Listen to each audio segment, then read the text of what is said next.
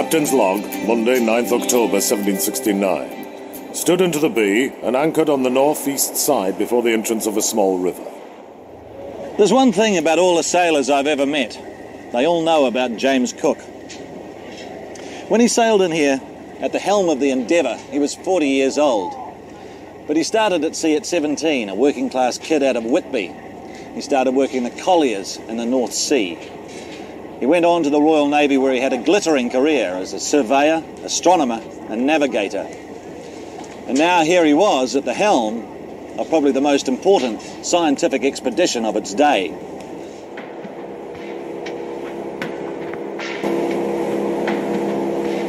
Part of Cook's mission was to explore uncharted reaches of the South Pacific for the fabled Great Southern Continent. Cook knew the land he'd reached could be part of this coastline charted by Dutch explorer Abel Tasman in 1642. If so, Cook's orders were to chart it fully, make friends with the inhabitants, and claim the country for his king. After nearly 3 months at sea from Tahiti, Cook badly needed fresh water, firewood, and food. Cook and his crew landed, as far as we can tell, right over there, behind those timber yards. This was near the mouth of the Turanganui River. Cook could see people on the other side and he wanted to talk with them.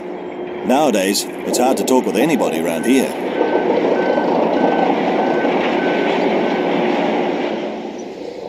This area here where I'm walking now was once a narrow channel where Cook and his crew brought his boats into land.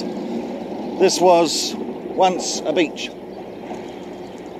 And this flagpole marks the spot where Cook first set foot on New Zealand soil, or sand. Nice, isn't it?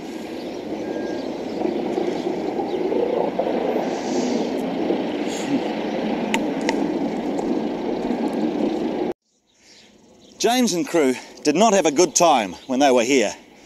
Down there in the bay, where that slipway is, 2 Maori died in 2 days and 3 more were mortally wounded. And then out here in the bay, when he tried to kidnap 3 boys from a canoe, possibly up to 4 more were killed. When Cook arrived, this area known as Turanganui-a-Kiwa was home to 4 main iwi. It was the Tupuna, the ancestors of the Ngāti Oneone people, who made the first contact. I think they probably were absolutely astounded. They probably were trying to fathom exactly what had arrived, something completely off the planet for them.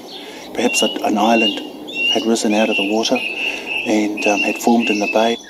And what they did was what they would do for any visitor. They would go down and do a thing called a matataki, which generally people refer to as a wero, a challenge.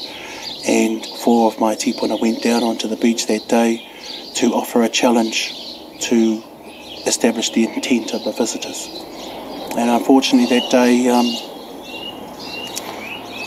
amongst the confusion and the misunderstandings of things, Te Maro was shot. The next day, Tahitian High Priest Tupaia, who'd sailed with Cook from the islands, spoke in Tahitian to Maori on the riverbank. They understood, but there was still trouble. A warrior named Te Rako from the Rongawhakaata iwi was shot dead. On the 3rd day, Cook snatched 3 young Maori fishermen and hosted them aboard the Endeavour, hoping that they'd tell their people he came in peace. Well, it's a pretty strange solution to go around kidnapping people. If that was your attempt at some sort of reconciliation, well, we'll go and take on 2 fishing boats, kill 3 or 4 of them, kidnap 3 of them, take them aboard our strange ship in the hope that we can reconcile the events prior to that. It doesn't sit well with the Turanga people. Cook left, shaken by the violence of the last 3 days, and without the fresh water and supplies he needed. Cook had planned to call this Endeavour Bay, but changed it to Poverty Bay because he said it afforded no one thing we wanted. It'd be fair to say the Turanga people were pleased to see him go.